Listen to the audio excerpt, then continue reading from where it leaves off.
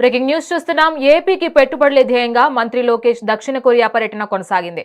ఇందులో భాగంగా కంపెనీల ప్రతినిధులతో లోకేష్ భేటీ అయ్యారు. సియోల్లో ప్రముఖ సునిక్ సిస్టమ్ సంస్థ సీఈఓ చుంగ్ తో సమావేశాన్ని నిర్వహించారు.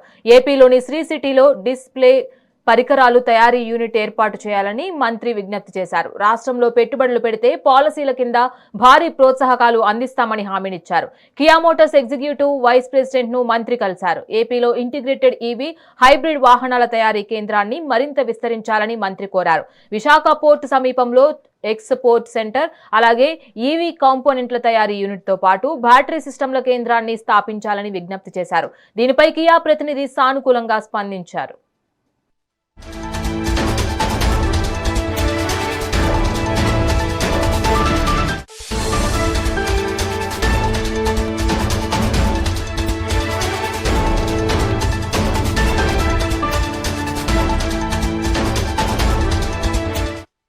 ఏపీకి పెట్టుబడుల ధ్యేయంగా మంత్రి లోకేష్ దక్షిణ కొరియా పర్యటన కొనసాగుతోంది. ఇందులో భాగంగా కంపెనీల ప్రతినిధులతో లోకేష్ భేటీ అయ్యారు.